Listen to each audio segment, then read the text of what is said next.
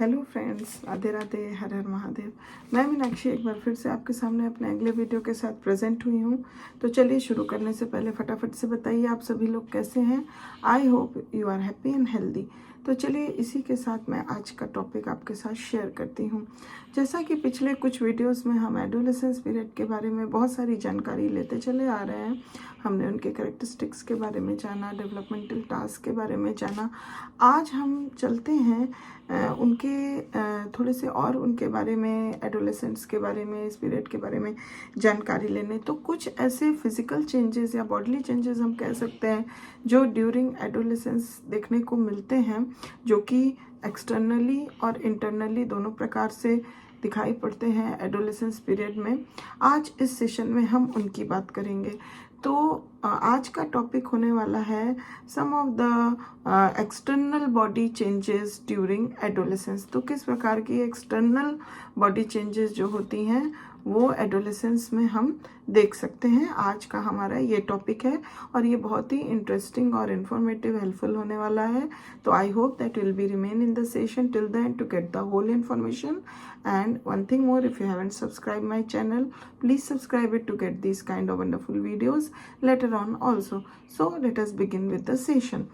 तो चलिए, अगर हम external body changes during adolescence की बात करते हैं तो यहाँ पे हम 5 प्रकारों के एक्सटर्नल चेंजेस देख सकते हैं एडोलेसेंट के अंदर, जैसे कि हाइट को लेके, वेट को लेके, body proportions, sex organs and secondary sex characteristics. तो चलिए इन सभी पे हम थोड़ा थोड़ा डिटेल में फोकस डालते हैं। अगर हम एक्सटर्नल चेंजेस जो कि हाइट को लेके अगर बात करते हैं तो the average girl reaches her mature height between the ages of 17 and 18 and the average boy a year और सो लेटर। तो अगर एवरेज गर्ल्स की हम बात करें, एडोलेसेंट गर्ल्स की, तो वो अपने मैच्योर हाइट जो होता है वो एट द एजेस ऑफ 17 और 18 ईयर्स तक वो उनका अपने एवरेज मैच्योर हाइट तक पहुंच जाती हैं। अगर एवरेज बॉय की बात करते हैं तो वो गर्ल से एक या 2 साल के बाद अपने एवरेज हाइट रीच कर जाते हैं। Boys and girls who are immunized during babyhood are usually taller age for age than those who are not immunized.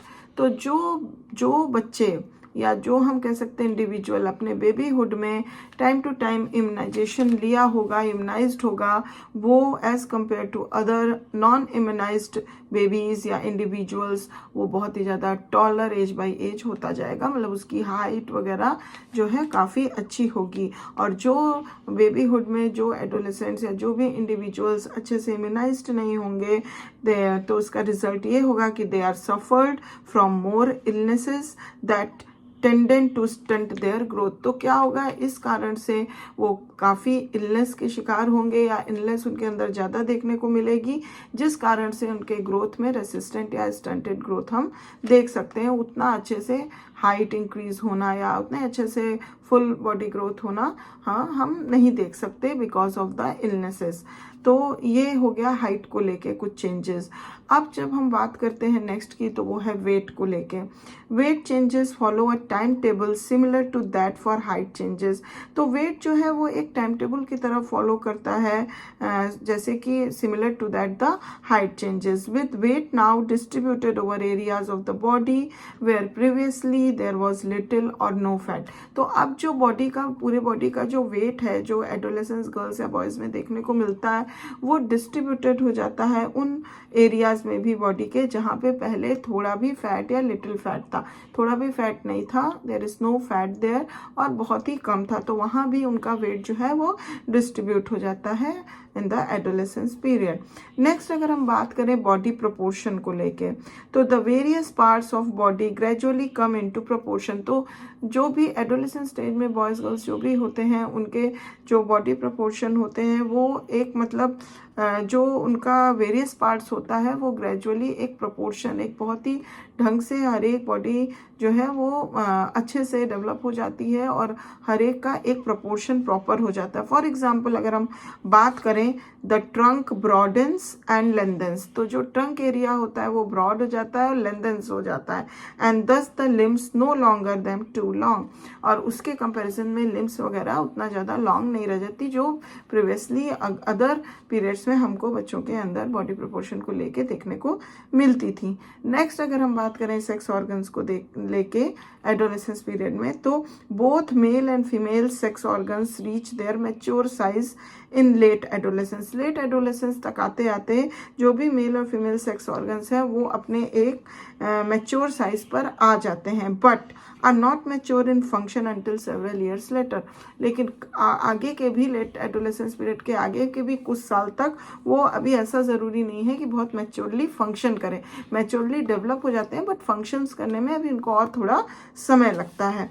Next अगर बात करें सेकेंडरी सेक्स कैरेक्टरिस्टिक्स की, तो the major secondary sex characteristics are at a mature level of development by late adolescence. Late adolescence तक जो भी major secondary sex characteristics होते हैं वो अपने मैच्योर लेवल ऑफ डेवलपमेंट करते हैं और वहाँ तक पहुँच जाते हैं लेट एडोलेसेंस पीरियड आते आते। तो इस तरह से हम देखें कि एडोलेसेंस पीरियड में जो एक्सटर्नल बॉडी चेंजेस होते हैं वो किस प्रकार के होते हैं, कैसे होते हैं, किस तरह से बच्चों का डेवलपमेंट हम देख सकते हैं। तो I hope that will get good information with this video. If you like it, please give a like. And still, if you haven't subscribed my channel, please subscribe and follow it to get these kind of wonderful videos later on also. And thank you very much for watching this video till the end. I'll be back soon with my next video. If you have any query, any comment, any question, please give it to the comment box. I will back soon again. So till then, please take good care of yourself. Bye bye.